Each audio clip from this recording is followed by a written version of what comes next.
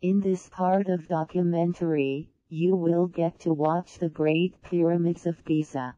Then, I will take you to Dashur, which has the famous red and bent pyramids, and Memphis, the administrative capital of ancient Egypt.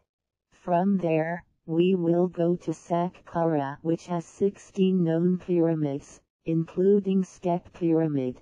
From there, we will go to Cairo and see Saladin Citadel, St. Mary and Hanging Church, and various beautiful mosques including those of Mohammad Ali Pasha, Al-Rifa'i, Ibn Tulun, Al-Azhar, Sultan Hassan, and Al-Hussein Mosque, where the head of Imam Hussain Alaihissalam is buried. We will also see several grave sites including that of Mohammad Reza Pahlavi. From there, I will take you to Aswan to show the mausoleum of His Highness Aga Khan III, and the Fatimid Cemetery, where it is said that 77 wali-ul-lah are buried. Here you will also get to see the house of Sayeda Zainab. Then, we will come back to Mount Sinai, where God spoke to Prophet Moses and gave him the 10 Commandments. If you like my effort, please click like button on YouTube. I will also appreciate if you write your valuable comments as well. Thanks.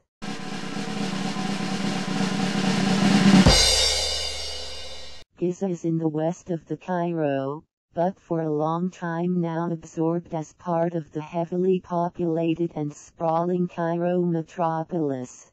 The Great Pyramid of Giza is the oldest of the 7 wonders of the ancient world, and the only one to remain largely intact. The pyramid was built as a tomb for 4th dynasty Egyptian pharaoh Khufu in over 20 years, concluding around 2560 BC. Originally, the Great Pyramid was covered by casing stones that formed a smooth outer surface. What is seen today is the underlying core structure. Some of the casing stones that once covered the structure can still be seen around the base. The main part of the Giza complex includes the pyramids of Khufu, the big one, Khafre in the middle, and Menkaure the small one, and 6 small ones that includes 3 smaller pyramids for Khufu's wives, an even smaller satellite pyramid, a raised causeway connecting the 2 temples, and small mastaba tombs surrounding the pyramid for nobles. Initially at 481 feet, the Great Pyramid was the tallest man-made structure in the world for over 3,800 years. At present, Khufu's pyramid's height is 456 feet, Khafre's pyramid's height is 448 feet, and Menkaure's pyramid's height is 215 feet. All are family. The larger pyramid is of the father, the middle one is the son, and the smallest one is that of grandson. The simplest explanation for the use of the pyramids is that they were places of burial for their respective kings. The discovery of a sarcophagus in all 3 pyramids backing this idea up. The pyramid complexes, and the grave goods once located inside them, helped the king ascend to the afterlife. There are 3 known chambers inside the Great Pyramid. The lowest chamber is cut into the bedrock upon which the pyramid was built and was unfinished. The Queen's chamber and King's chamber are higher up within the pyramid structure. The Great Pyramid of Giza is the only pyramid in Egypt known to contain both ascending and descending passages. There are 3 pyramids at Giza, each of which once had an adjoining mortuary temple. The Great Pyramid is truly an astonishing work of engineering skill. For over 4,000 years, until the modern era, it was the tallest building in the world. The sides are oriented to the 4 cardinal points of the compass, and the length of each side at the base is 755 feet. They rise at an angle of 51.9 degrees. It was constructed using around 2,300,000 limestone blocks, weighing, on average, 2.5 tons each. Although some weigh as much as 16 tons. It is made up of about 2.3 million blocks of stones. It was built by tens of thousands of skilled workers. Many of the casing stones and inner chamber blocks were fit together with extremely high precision. Based on measurements taken on the northeastern casing stones, the mean opening of the joints is only 1/50th of an inch. The limestone used for the casing was quarried across the river. The largest granite stones in the pyramid, found in the king's chamber, weigh 25 to 80 tons and were transported from Aswan, more than 500 miles away. There are 3 boat-shaped pits around the pyramid, of a size and shape to have held complete boats, though so shallow that any superstructure, if there ever was one, must have been removed or disassembled. Today, one can see the replica of original boat here. According to the culture, after the death, the boat would be turned upside down. The recent cultural example of this is the death of King Hussein of Jordan. After his death, a boat was kept turned upside down. In 1990, tombs belonging to the pyramid workers were discovered alongside the pyramids, with an additional burial site found nearby in 2009. Although not mummified, they had been buried in mud brick tombs with beer and bread to support them in the afterlife. The tomb's proximity to the pyramids and the manner of burial supports the theory that they were paid laborers who took great pride in their work and were not slaves, as was previously thought. On the contrary, my tour guide told me that once the pyramid building process was over, in order to keep the secrets, anyone with any knowledge, including all workers, were killed in a single day. To the south of the Great Pyramid near Kafur's Valley Temple lies the Great Sphinx. Carved out of limestone, the Sphinx has the facial features of a man but the body of a recumbent lion that guards the front of Kafur's pyramid. It is approximately 240 feet long and 66 feet high. In Arabic language, it is called Abul Hal. That means the terrifying one. Legends have been told for many years about the Great Sphinx.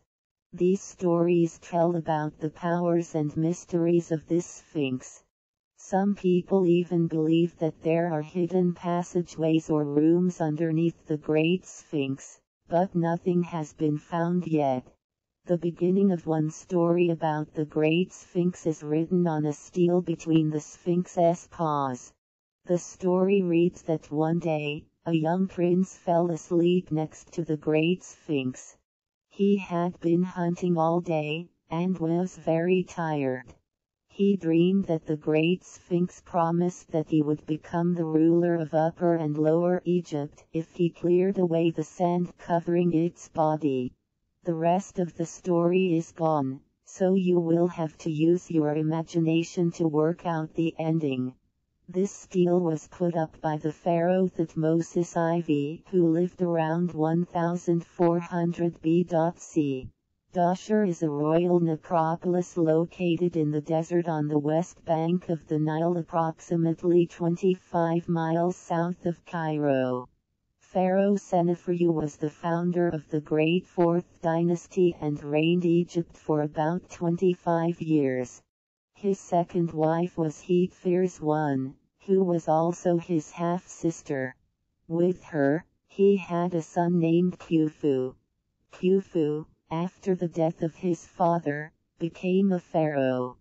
Before the Giza pyramids were constructed, Sennacherib built 3 pyramids, 2 in Dashur and another one in Midim, built from 2613 to 2589 BC. He is the only pharaoh with 3 pyramids. One of his pyramids in Dashur is the Bent Pyramid. It is one of the first pyramids built. The reason that this pyramid is bent is because the initial angle proved too steep, and the engineers had to change it midway through construction. The bent pyramid is the only pyramid with its outer casing almost completely preserved. It is the 4th tallest pyramid in Egypt. About 4 kilometers north of the bent pyramid, the second of Sennacherib pyramids is Red Pyramid. It covers 2.2 acres. It was built with a slope of only 43.4 degrees. Its base length is 722 feet, that is 105 feet more than the Bent Pyramid. Its height is the same as the Bent Pyramid in its final state, 345 feet. It is made of sandstone and is world's first true smooth-sided and the 3rd tallest pyramid in Egypt. I climbed 94 feet and entered the Red Pyramid. The entrance of the tunnel is about 1 square meter. The first passageway descends at an angle of approximately 27 degrees at a length of approx 206 feet. The end of the descending passageway empties into a level corridor that is approx 25 feet long. This corridor leads into the first of 3 chambers. The first chamber has a magnificent corbelled ceiling consisting of 11 courses and climbing to a height of approximately 40 feet. At the south end of the chamber there is an opening into a second short passageway, which leads to the second chamber. The second chamber has similar dimensions to that of the first. It is exceptional in that it is one of the only pyramid chambers to lie directly beneath the center point of the pyramid. At the south end, a staircase has been installed to allow access to the final chamber, the entrance for which is located approximately 25 feet above the floor of this second chamber. This is an old military zone, and the air is filled with ammonia from decomposing urine, which makes it nearly impossible to breathe inside the chamber. An inscription found at the base of this pyramid has shown that work had started between Snofru's 15th and 30th year. After the death of Snofru, the chapel built against the eastern face of the pyramid was finished hastily. That gives us a high level of certainty that Snofru was finally buried in this pyramid. Memphis is located 12 miles south of Cairo, on the west bank of the Nile. Memphis is the Greek name for the administrative capital of ancient Egypt, which has its historical roots dating back as far as the early dynastic period. The origin of the city's foundation is credited to the mythical first king, Menes, who is said to have united Upper and Lower Egypt for the first time around 3100 BC. Memphis was the seat of power for the pharaohs of over 8 dynasties. The first royal palace was founded by Horahad, the successor of Narmer, the founder of the first dynasty. He built a fortress in Memphis of white walls. They were immense in size, and were embellished with parks and lakes. Merneptah ordered the building of a large walled enclosure housing a new temple and adjoining palace. The later pharaoh, Apries, had a palatial complex constructed on a promontory overlooking the city. It was part of a series of structures built within the temple precinct in the late period, and contained a royal palace, a fortress, barracks and armories. Memphis remained an important city throughout ancient history. It occupied a strategic position at the mouth of the Nile Delta. The city was also the place that marked the boundary between Upper and Lower Egypt. During its golden age, Memphis thrived as a regional center for commerce, trade, and religion. Memphis was also the principal place of the cult of the god Ptah, who is accepted as a creator god in the region. The many temples built for him, his wife Sekhmet and their son Nefertem now lie in ruins, or have been demolished, destroyed and stripped of their decoration to be dispersed throughout the world. Today, other than the scattered ruins, most of the city is gone, or lies beneath cultivated fields, Nile silt and local villages. Nothing much remains from ancient Memphis, except some monuments from the New Kingdom and later periods.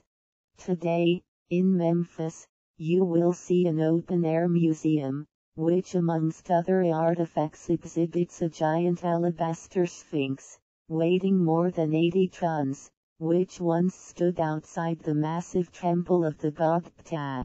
There are also remains of granite statues of Ramses II, and granite coffins and commemorative tablets from later periods. Within the museum in Memphis is a giant statue of the pharaoh, Ramesses II, carved of monumental limestone, about 33 foot in length. It was discovered in 1820 near the southern gate of the Temple of Ptah. Because the bottom of the sculpture has been broken off, it is currently displayed lying on its back. Some of the colors are still partially preserved, but the beauty of this statue lies in its flawless detail of the complex and subtle forms of human anatomy. The pharaoh wears the white crown of Upper Egypt. The colossus was one of a pair that historically adorned the eastern entrance to the Temple of Ptah. The other, found in the same year, was restored in the 50s to its full standing height of 36 feet. Saqqara is situated 25 kilometers southwest of modern Cairo, and lies on the edge of the Sahara Desert looking down over the floodplain of the Nile. It is a vast, ancient burial ground of Memphis. Saqqara covers an area of around 7 square miles. At Saqqara, the oldest complete stone building complex known in history was built. There are 16 known pyramids at Saqqara, the most of any site in Egypt. Pyramids from 3rd, 4th, 5th, 6th and 7th dynasties can be found here. This area is dominated by Egypt's first pyramid, the Step Pyramid of King Djoser of the 3rd dynasty 2667 to 2648 BC. On a clear day, Djoser's Step Pyramid can be seen from Giza, which lies some 10 miles to the north. Intended to hold his mummified body, Pharaoh Djoser's Step Pyramid at Saqqara began as a traditional, flat-roofed eternal house is called Mastaba. But by the end of his 19-year reign, in 2611 BC, it had risen to 6 stepped layers and stood 204 feet high. It was the largest building of its time. Stone carved to resemble wood, reeds, or other softer materials, made the tomb more durable than its mud brick forebears. The Step Pyramid complex was enclosed by a 30-foot wall and included courtyards, temples, and chapels covering nearly 40 acres. As in earlier mastaba tombs, the Step Pyramid's burial chambers are underground, hidden in a maze of tunnels, probably to discourage grave robbers. The tomb was nevertheless plundered, and all that remains of Djoser is his mummified left foot. Teti was the first pharaoh of the 6th dynasty of Egypt. Once 5 stories tall, it lay beneath 23 feet of sand, a small shrine and mud brick walls from later periods. The pyramid to Teti's tomb was originally 46 feet tall and 72 feet square at its base. Buried next to the Saqqara step pyramid, its base lies 65 feet underground. To the south of the pyramid lies a great court, with an altar and stones identified as boundary markers. This complex is surrounded by a recessed limestone wall that contains 13 fake doorways as well as the real colonnade entrance. The columns were made up of a series of drums and originally reached a height of nearly 20 feet. They were not freestanding but were attached to the sides of the corridor by short walls. The alcoves thus created contained statues of the pharaoh, one for each of the Upper and Lower Egypt. Traditionally, there were 42 of these administrative units, 22 in Upper Egypt and 20 in the Delta, and there are 42 alcoves in the entrance passage. Part of the ritual included ceremonies at the chapels of the gods of both Upper and Lower Egypt. The actual events took place in an open area next to the palace, where temporary reed structures would have been set up. Access was via a long passage that runs straight north from the entrance passage to enter the courtyard at the southeastern corner. The courtyard itself is about 310 feet long and 60 feet across, with the main focus on a low platform at the southern end. The long sides of the courtyard were lined with dummy chapels, blocks of almost solid masonry. The ones on the west side were mainly typical of Upper Egypt, while those on the opposite side were characteristic of the Delta. In front of each chapel was a small court, divided into two compartments by a screen wall that created a bent axis approach. Entry to the forecourt was through a stone door, complete with carved hinges and pivots that stood permanently open. Along the side walls of the inner part of the courtyard were carved versions of the wooden fences shown in contemporary depictions of these types of shrines. He celebrated first time after 30 years of ruling. The reason was to show the people that he was still strong. He would run in the court 10 times behind an ox. He would hold the ox by the tail and stop it 10 times as ruler of Upper, and 10 times as ruler of Lower Egypt. Found signs in his tomb that pharaoh running with the white crown. This means he did the same ceremony twice: white crown of Upper Egypt and red crown for Lower Egypt. Festival was not for common people. Only high priests were allowed to watch the ceremony. The ceremony would repeat after 30 years. In the southwest corner of the head-set court is an open passageway which leads around the corner to a building lying just to the back of the western row of chapels. The rear corner of the last chapel has been rounded considerably, perhaps to give room to maneuver for some bulky object, a carrying chair for example. Unlike most of the buildings in Djoser's complex, this one had actual rooms. There were 2 entrances, one in the middle of the south wall and the other just around the corner on the east side. As was the case with the chapels, the stone doors stood permanently open, swung inwards against the wall. Pharaoh after running would come here to get blessing from each one. Each one had sanctuary. The first room entered was a hall with only 2 columns. The columns, like those in the entrance passage, were papyrus bundles and were attached to the side wall, as was the single column in the small antechamber next door. The west side of the building consists of a set of rooms. The focal point was a square room with a niche in the north wall. These rooms were used by the pharaoh to rest and change clothes in the course of the Hebset festival. Toilet facilities, sleeping compartment, and dining areas could easily be accommodated within, and there was a formal setting for intimate ritual activities that must have been part and parcel of the proceedings. Pharaoh would come here to take blessing of all 14 gods. Some believe 14 represented 14 cities.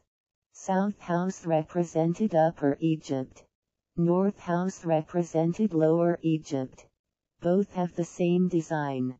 Lotus flower represented Upper Egypt and papyrus symbol represented Lower Egypt. These are made of limestone which was brought from Tura close to Cairo. Pine log roof used to make ceiling of their houses. At the southern end of the complex lies the South Tomb with a chapel. It contains a series of tunnels that mimic those found beneath the pyramid itself. What was buried there is a mystery. The other 10 shrines on the west side were of great house type, a form characteristic of Upper Egypt in the pre-dynastic period and symbolic of that part of the country thereafter. The prototype was a light, wood-framed structure with a low vaulted roof supported by 3 engaged, fluted columns. In the middle of the facade was a doorway that led to a small room with a ceiling made up of stone rafters carved to replicate palm logs. At the rear of the sanctuary, at about head high, was a small niche with a ceiling that copied the double-curved roof of the prototypical shrine. This is the only name he was known during his reign. The name Djoser was given to him 1,000 years after this complex was built. One unknown visitor during the reign of Ramses II of New Kingdom came to visit this complex and wrote some inscription in Herodic script. Here, the name of Djoser appears the first time.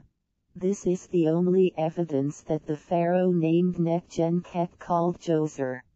Before Teti built his pyramid at the southern extension of the row of archaic tombs, this part of Saqqara appears to have been virtually unexploited.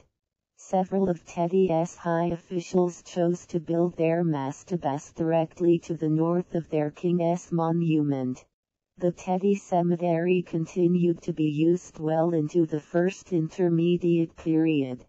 During the Middle Kingdom and the Second Intermediate Period few burials were made here, but when, from the first half of the New Kingdom on, when nearby Memphis regained its importance, it became popular again. The use of this cemetery in the New Kingdom is closely related to the worship Teti enjoyed during this period.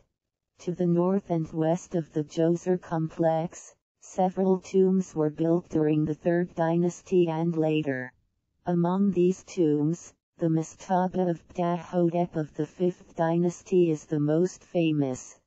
To the west of this cemetery, a gallery of tombs for the sacred bulls of Apis, and known today by its Greek name Serapeum, was constructed from the 19th dynasty on. It would continue to be used until well into the Roman period. To the north and the south of the Causeway of Unas mortuary complex evolved several cemeteries of late 5th dynasty including the tombs of 2 of Unas queens and from the late 18th dynasty on. It contains such tombs as those of Hormuzd and Maya, the most beautiful tombs in Saqqara. Here, they have uncovered almost 8 million animal mummies at the burial site. These cults include the burials of, and temples for, bulls, cows, baboons, ibises, hawks and cats, all of which were thought to act as intermediaries between humans and their gods.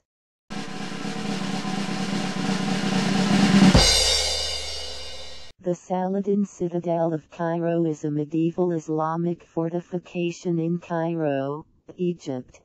The citadel was fortified by the Ayyubi ruler Sultan Saladin between 1176 and 1183 AD, to protect it from the Crusaders. The citadel has defended Egypt against many attacks in different periods of time. It was home to Egypt's rulers for 700 years. It used to have 11 towers around the citadel. The Ayyubid walls that circle the northern enclosure are 33 feet tall and 10 feet thick. Sultan Saladin built for himself a palace, library, and mosque.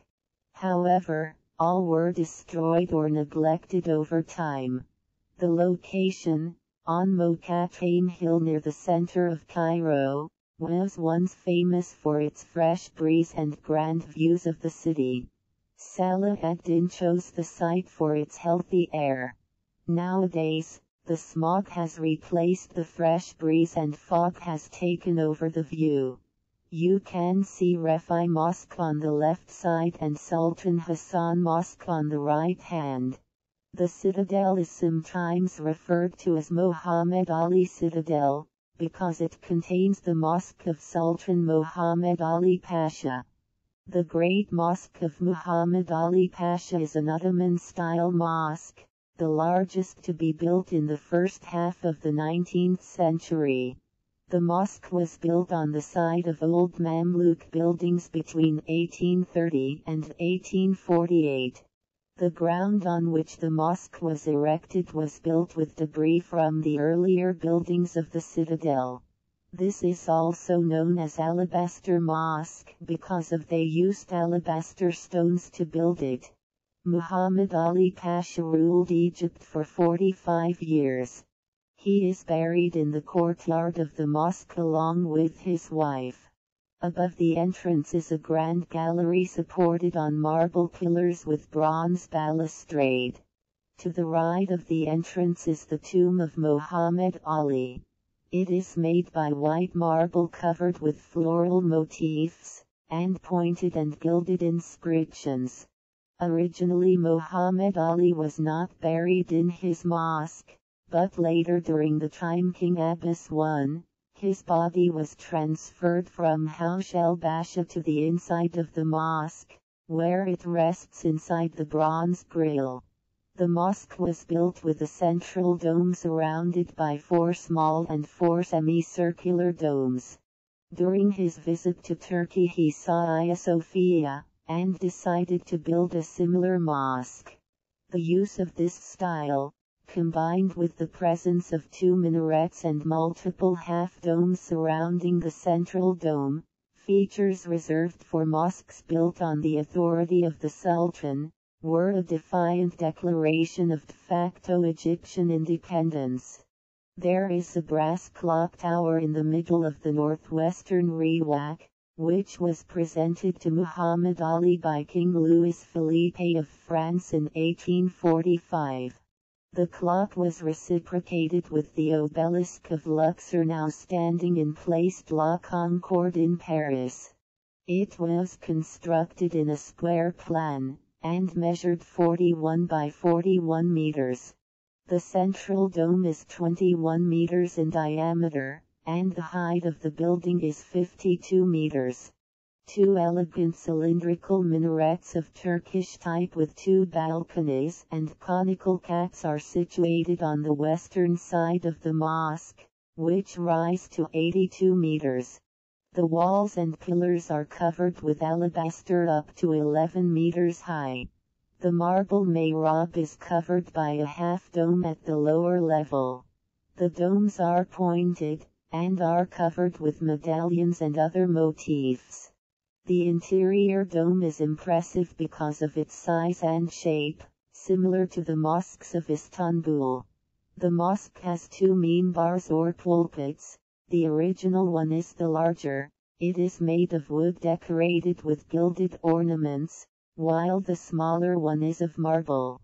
The large pulpit was used by King Pasha, and the other was used by his grandson, King Farouk. King Farouk was the last king until 1952 when Gamal Abdul Nasser took over the government of Egypt. The small pulpit is for the qari to recite Quranic ayat.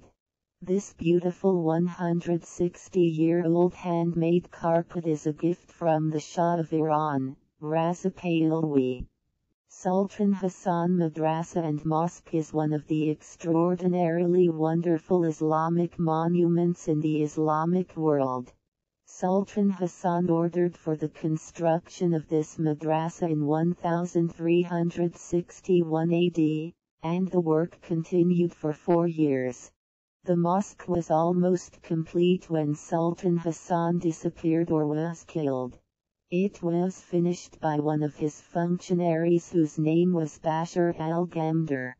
The madrasa was built of stones, but some internal parts and details were built of bricks, faced with stones. The madrasa mosque was built with an open courtyard surrounded by 4 madrasas or religious schools of Islam, and is 7,906 square meters big. It is very distinguishable due to its many sides. It has 4 facades, the most important being the 2 main facades.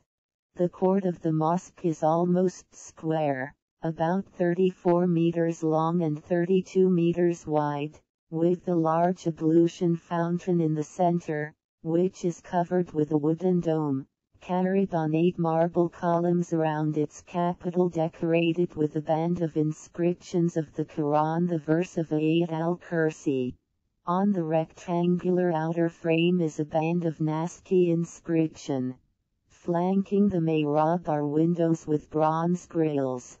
The marble mi'ambar is covered with colored panels of marble decorated in its upper part by floral motifs. The Al-Rifa'i Mosque is located adjacent to the Cairo Citadel. The mosque is located opposite the Mosque Madrassa of Sultan Hassan, and dates from around 1361 AD. It has shrine of the medieval-era Islamic Saint Ahmad al-Rifa'i. His sect is known as Rifa'i, which is a branch of Islam similar to Sufism.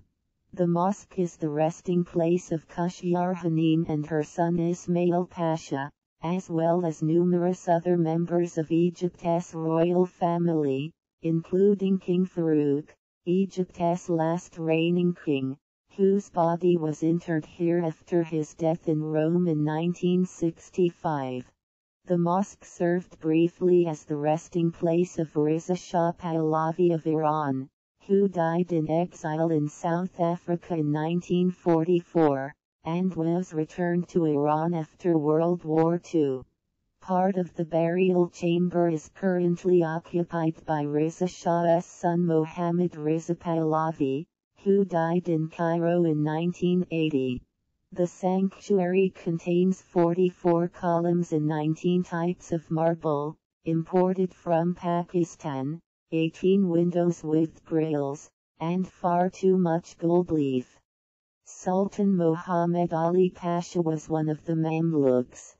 Mamluk, in Arabic, means owned. It is an Arabic designation for slave soldiers. More specifically, it refers to a military caste in medieval Egypt that rose from the ranks of slave soldiers who were mainly Turkish. The Mamluks were of the specific warrior class, great political importance, and were extraordinarily long-lived, lasting from the 9th to the 19th century AD. Over time, Mamluks became a powerful military caste in various Muslim societies. Mamluks seized the Sultanate for themselves in Egypt and Syria during 1250 to 1517 AD. While Mamluks were purchased, their status was above ordinary slaves. In places such as Egypt from the Ayyubid dynasty to the time of Muhammad Ali Pasha of Egypt, Mamluks were considered to be true lords, with social status above freeborn Muslims. Mamluks overthrew the Ayyubid rulers in 1250. Amr Ibn Aas Mosque is the first mosque built in Egypt and Africa. It was constructed in 642 AD. Amr was the Arab general who conquered Egypt to fight against the Roman. He was hailed by the Copts as a liberator. Then he was appointed governor by the Caliph. Originally the mosque was overlooking the Nile from the northwest. It was first measured about 29 meters in length and 17 meters in width and was built with palm tree logs and wood. Nowadays, it stands on 11 acres, and is one of the largest mosques in Africa. This is Ibn Tulun Mosque. Ahmad ibn Tulun was born in about 835 AD. He is one of the Turkish commanders in Saqqara, Iraq. He established himself as an independent ruler for the province. Al-Azhar Mosque is one of Cairo's oldest mosques and the world's oldest operating university. Currently, due to its huge size, the university, Jama al-Azhar, has been moved to a location near the international airport. Babylon Fortress was an ancient fortress city or castle in the delta of Egypt, located at Babylon in the area today known as Coptic Cairo. It was at the boundary between Lower and Middle Egypt, where the river craft paid tolls when ascending or descending the Nile. The first fort was constructed at the time of Semiramis, but Josephus attributes its structure to some Babylonian followers of Cambyses, in 525 BC. The Romans built a new fortress with typically Roman red and white banded masonry nearer to the river. In the age of Augustus the Deltaic Babylon became a town of some importance, and was the headquarters of the 3 legions which ensured the obedience of Egypt. It was a Christian stronghold. Babylon was also a refuge of Coptic Christians, who were persecuted by the Roman Christians in Alexandria. During the Arab invasion of Egypt, the fort was surrounded for about 7 months before finally falling in April 641 to the Arab general Amr Ibn Aas, who stayed here with his 600 soldiers for 1 month. Within the fortress enclosure are the Coptic Museum, a convent, and several churches, including the Church of St. George and the Hanging Church. St. Virgin Mary's Coptic Orthodox Church, also known as the Hanging Church, is one of the oldest churches in Egypt that dates to the 3rd century AD. The Hanging Church used to be known as Al-Malaka. In Arabic language, it means the suspended one. It is named for its location above a gatehouse of Babylon Fortress, and its nave is suspended over a passage. The entrance from the street is through iron gates under a pointed stone arch. The 19th century facade with twin bell towers is then seen beyond a narrow courtyard decorated with modern art biblical designs. The church is approached by 29 steps. Early travelers to Cairo dubbed it the Staircase Church. The land surface has risen by some 6 meters since the Roman period, so that the Roman tower is mostly buried below ground, reducing the visual impact of the church's elevated position. The Hanging Church is the most famous Coptic Christian church in Cairo, as well as possibly the first built in Basilican style. It was probably built during the Patriarchate of Isaac during 690–92 AD, though an earlier church building may have existed elsewhere dating as early as the 3rd or 4th century. However, the earliest mention of the church was a statement in the biography of the Patriarch Joseph I, 831–49 AD, when the governor of Egypt visited the establishment. The church was largely rebuilt by the Pope Abraham from 975 to 978 AD, and has seen many other restorations, including one very recently.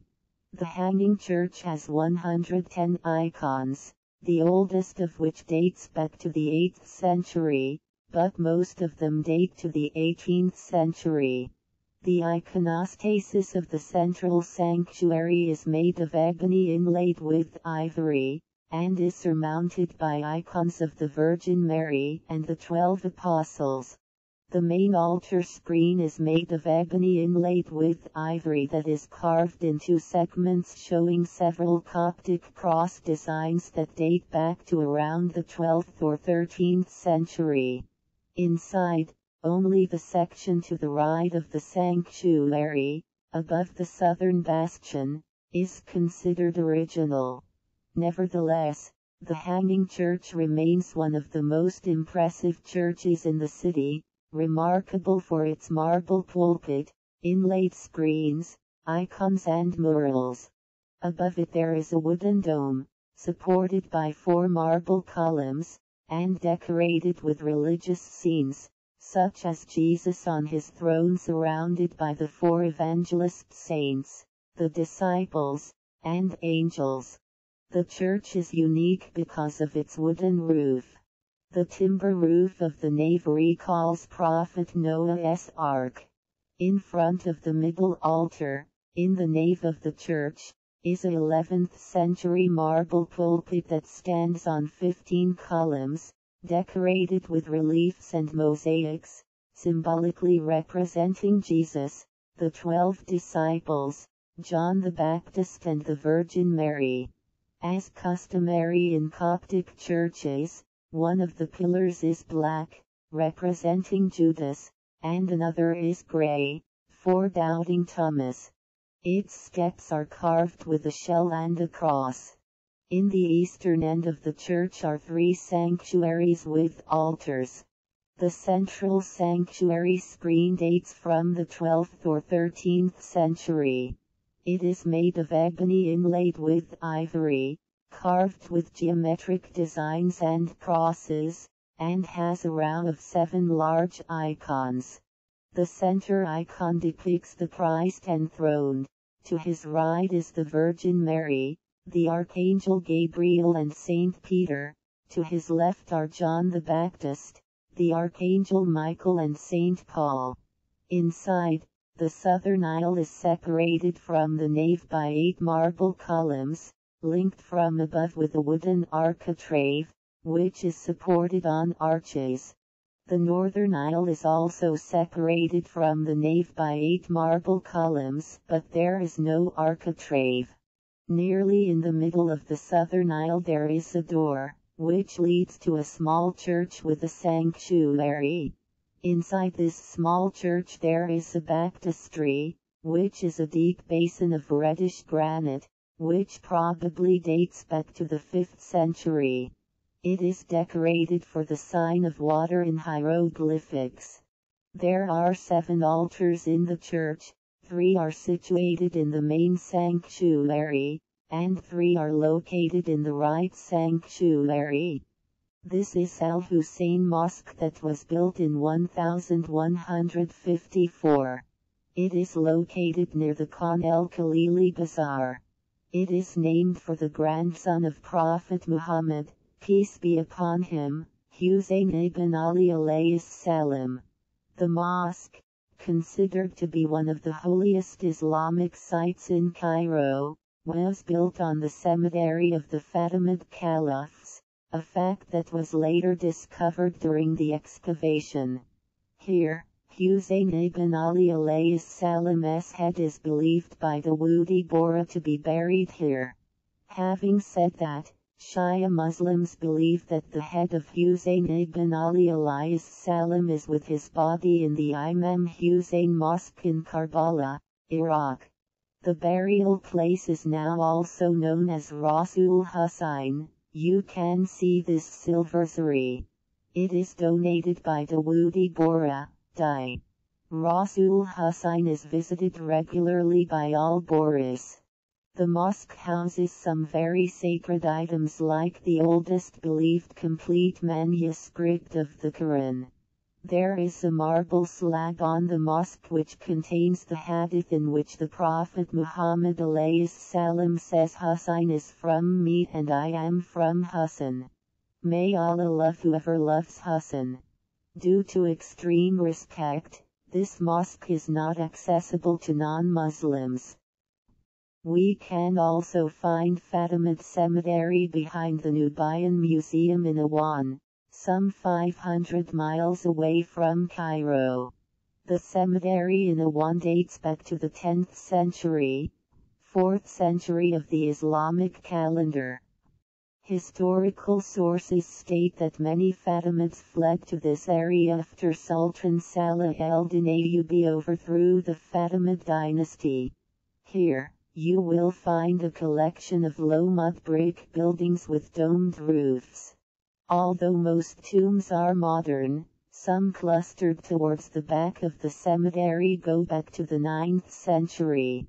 Some domes near the outer edges of the cemetery are decorated with flags and much better kept than the others. It is said that 77 wali-ul-lah are buried here. One of the most visited sites in this cemetery is the house of Bibi Sayeda Zainab, the daughter of Hazrat Ali Alaihissalam. It is said that she lived here for a short time. This is called Maqam-e Bibi Zainab. Aswan has several beautiful mosques. One of the most prominent mosques is known as Masjid al-Tabiya. The mosque is located on a hill in the center of Aswan. It reveals a typical architecture of central dome mosques having an arched entrance, flanked in this case by 2 minarets, and the prayer hall beneath the central dome. If you travel anywhere in Aswan, you will pass by this beautiful mosque. The locals are very proud of this mosque. It is often said that the river Nile is at its most beautiful at Aswan, Egypt's most southern city, where white-sailed felicas glide across the clear, blue water. The beautiful Fatimid-style stone mausoleum of the Aga Khan, which stands on a hill above Aswan, impresses as much by its simplicity. Standing tall above the Nile, the mausoleum is the chosen resting place of His Highness Aga Khan III, the 48th Imam of the Ismaili Muslims, who died in 1957. Having wintered in Aswan for many years because of its beauty and warm climate, the Aga Khan wished to be buried there. He personally chose the site for his tomb, and his wife, the Begum Aga Khan, spent 16 months preparing the mausoleum. At the present time, the tourists in Aswan no longer have the chance to flock to visit the mausoleum, as once they did. Instead they can only gaze across the Nile at its majesty, contemplating how quickly our life on this earth comes to an end and how death comes to us all, whether we be rich or poor.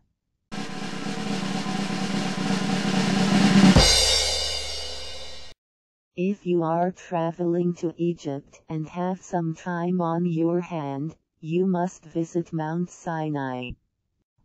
The best method to go to Mount Sinai is to take a flight to Sharm el-Sheikh and then take a tour that starts at midnight. I decided to take a car with a driver from Cairo. The drive took us over 8 hours to arrive there. On the way, I got the opportunity to see the beautiful landscape of Sinai Desert. Mount Sinai, or, as locals call it, Gebel Musa, has attracted visitors for centuries. This is the mountain where God spoke to Prophet Moses. Christians and Muslims have long regarded this summit as sacred, although Jewish tradition is more guarded in ascribing an earthy location to Mount Sinai.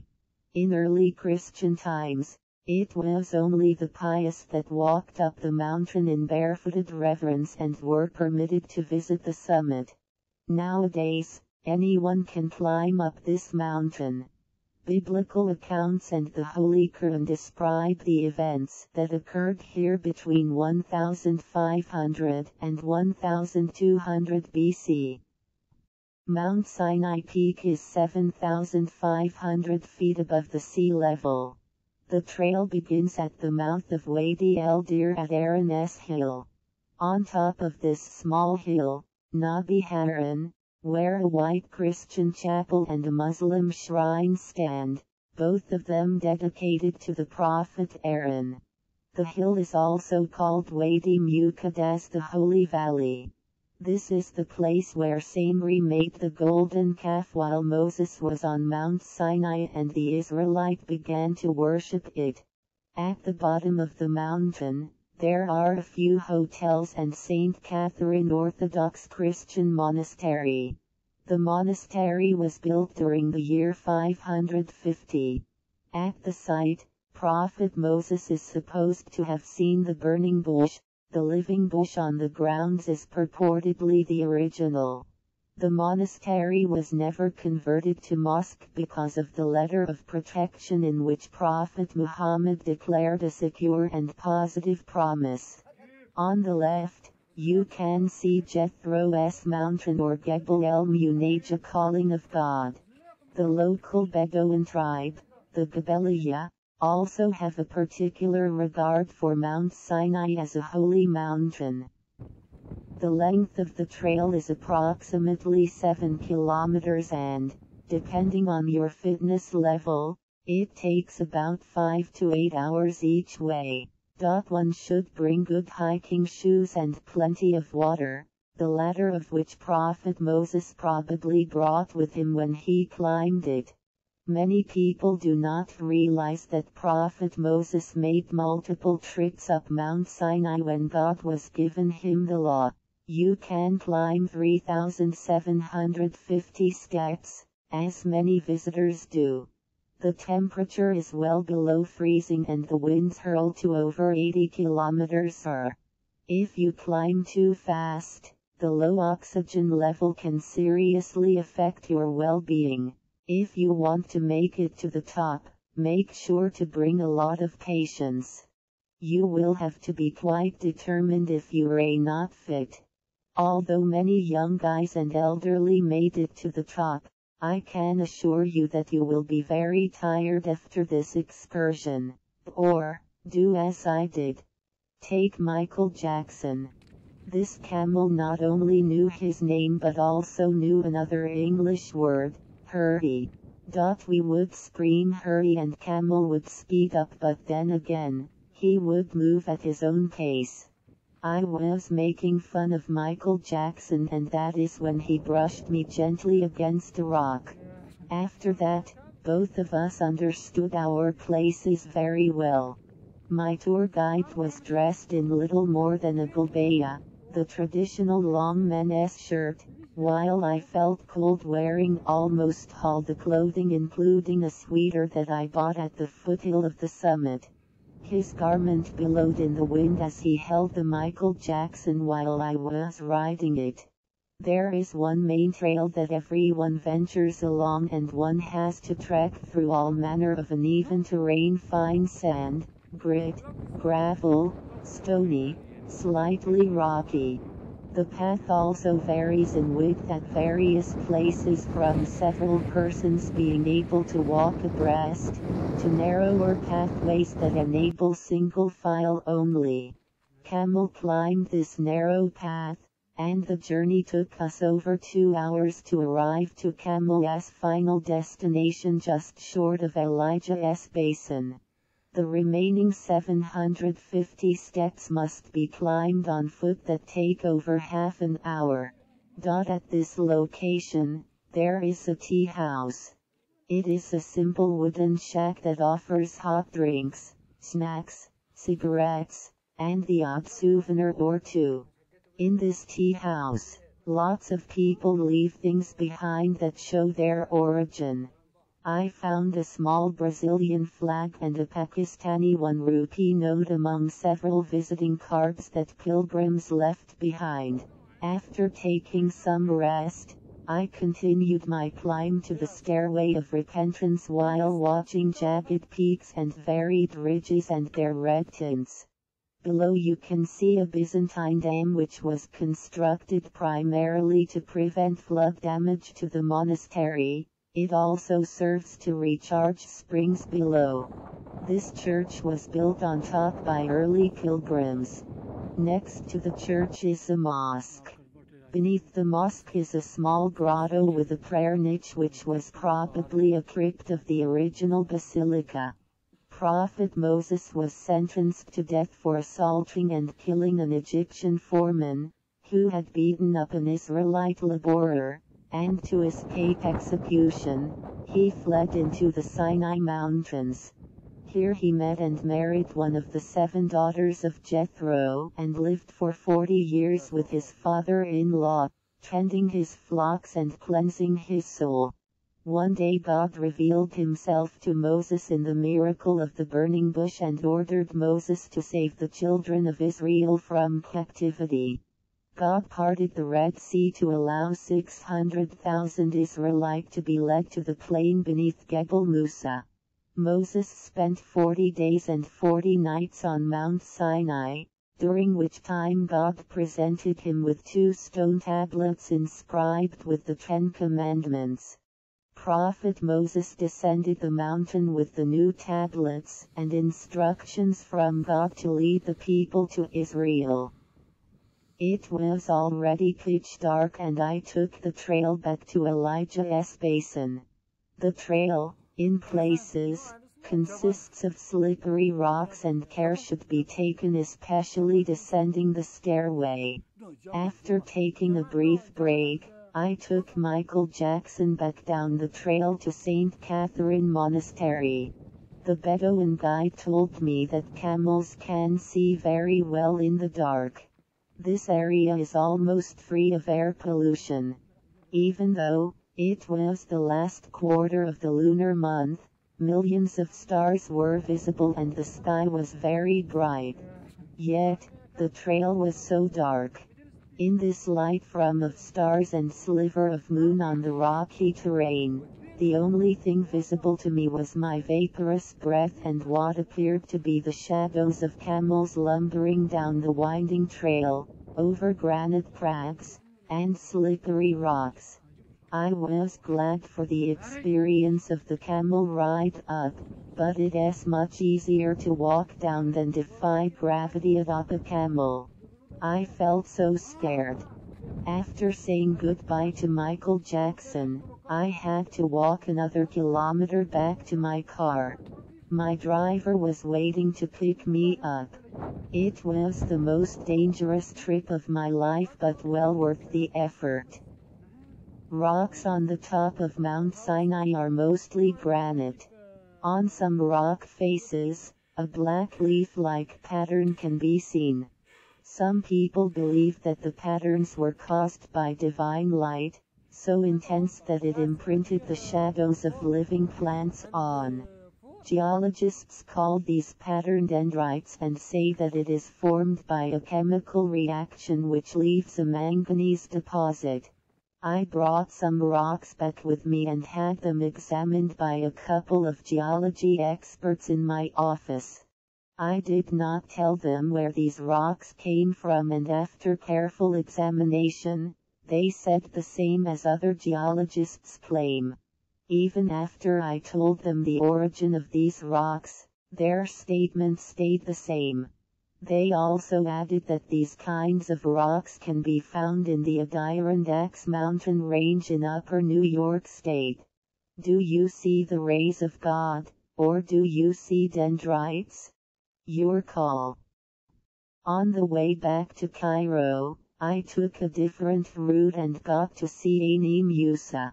Some historians claim that this is the place where the Prophet Moses and his people crossed the Red Sea on their way to Israel. For 3 days they traveled this desolate terrain without finding any water. Here, they found a large spring but the water was undrinkable. Yet, God graciously used Moses to carry out a miracle which enabled the people to have water for themselves and their flocks.